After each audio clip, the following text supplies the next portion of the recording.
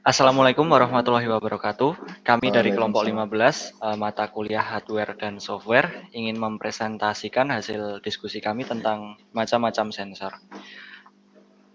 Saya Hendrawasi Sanjaya, NIM 22211558. Kemudian ada Mas Anam.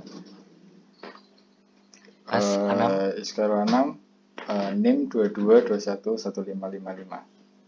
Dan ada Mas Lukas. Saya Lukas Aditya dengan NIM 20113405. Dan kemudian ada Mas Rehan Pranata, NIM 19113271. Yang pertama, sensor peer. Sensor peer ini berfungsi untuk mendetek adanya gerakan. Biasanya mendeteksi adanya gerakan infrared. Ini ya inframerah. Biasanya kan manusia itu mengandung unsur hawa panas. Nah, itu bisa didetek gerakannya menggunakan sensor peer. Biasanya diterapkan pada kalau kalian pernah masuk ke WC umum, biasanya WC-nya itu lampunya tiba-tiba bisa nyala sendiri kalau ada orang masuk. Kemudian bisa mati sendiri ketika orang itu keluar. Kemudian yang kedua ada sensor sidik jari. Sensor sidik jari ini biasanya diterapkan pada presensi karyawan seperti itu. Biasanya ditemui di alat itu. Kemudian ada sensor suhu yang biasa untuk mengukur suhu, diterapkan pada kayak alat pengecekan suhu ini ya, COVID ini ya, Mas. Biasanya ditembakin di tangan kayak itu, bisa keluar suhunya. Kemudian ada sensor suara. Monggo, Mas. Oke, selanjutnya di sini ada sensor suara. Sensor suara berfungsi untuk mengubah besaran suara menjadi besaran listrik, di mana nilai yang diperoleh berdasarkan pada besarnya gelombang yang masuk. Nah, di sini juga ada contoh gambar dari komponen Arduino dengan jenis KY037. Kemudian selanjutnya ada sensor kelembapan. Sensor kelembapan ini fungsi utamanya yaitu mengukur kelembapan udara yang ada di sekitar atau lingkungan kita. Contoh di sini tipenya ada 808H5V5 dari Arduino. Nah, sensor ini biasanya digunakan untuk mengukur kelembapan tanah ataupun mengukur kelembapan dari suatu ruangan gitu. Biasanya kan ruangan itu kan kalau yang tekstur tanahnya yang basah, biasanya bakal kelembapannya bakal lebih tinggi gitu. Nah, ini sensor kelembapan ini tugasnya untuk itu. Kemudian selanjutnya ada sensor jarak.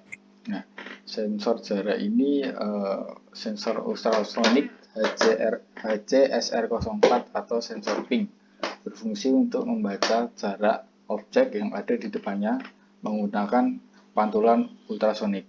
Nah, sensor jarak ini nggak cuma menggunakan ultrasonik, tapi juga menggunakan sensor infrared juga, yang berfungsi juga sama untuk mengukur jarak dengan memanfaatkan pemantulan sinar inframerah.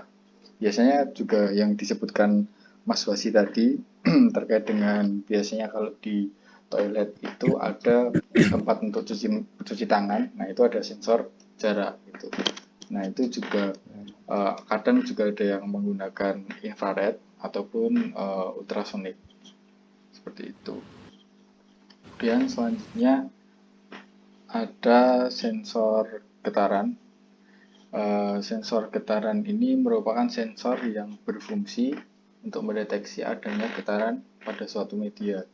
Sensor ini bekerja dengan mengkonversi getaran menjadi sinyal listrik yang dapat dibaca oleh Arduino. Nah, biasanya alat ini digunakan untuk mendeteksi gempa gitu. Biasanya mungkin ditempatkan di laut ataupun di sekitar tempat-tempat rawan gempa gitu. Dan ini pasti digunakan untuk dari BMKG. Nah, untuk tipenya di sini yang ada di Arduino ini SW420. Oke, selanjutnya sensor api dijelaskan oleh Mas Lukas. Monggo. Nah, untuk selanjutnya ini adalah sensor api, flame sensor. Nah, sensor ini memiliki sifat yang sangat sensitif terhadap nyala api dan radiasi yang ada di sekitarnya. Jadi, sensor ini seringkali digunakan untuk membuat alarm kebakaran. Selanjutnya adalah sensor gas. Jenis sensor ini memantau dan mendeteksi perubahan kualitas udara, termasuk keberadaan gas beracun, mudah terbakar, atau berbahaya. Industri yang menggunakan sensor gas termasuk pertambangan, minyak dan gas, penelitian kimia, dan manufaktur. Kasus penggunaan konsumen yang umum adalah detektor karbon dioksida yang biasa digunakan di banyak rumah. Selanjutnya adalah sensor optik. Sensor optik mengubah sinar cahaya menjadi sinyal listrik. Ada banyak aplikasi dan kasus penggunaan untuk sensor optik. Dalam industri otomotif, kendaraan menggunakan sensor optik untuk mengenali tanda, rintangan, dan hal lain yang akan diperhatikan pengemudi saat mengemudi atau parkir. Sensor optik memainkan peran besar dalam pengembangan mobil tanpa mengemudi. Sensor optik sangat umum penggunaannya di ponsel pintar, misalnya sensor cahaya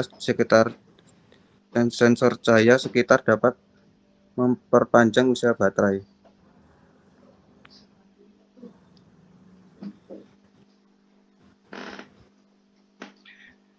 Ya, cukup sekian mungkin dari kelompok kami. Ada kurang lebihnya mohon maaf. Terima kasih ya. Wassalamualaikum warahmatullahi wabarakatuh. Waalaikumsalam warahmatullahi wabarakatuh.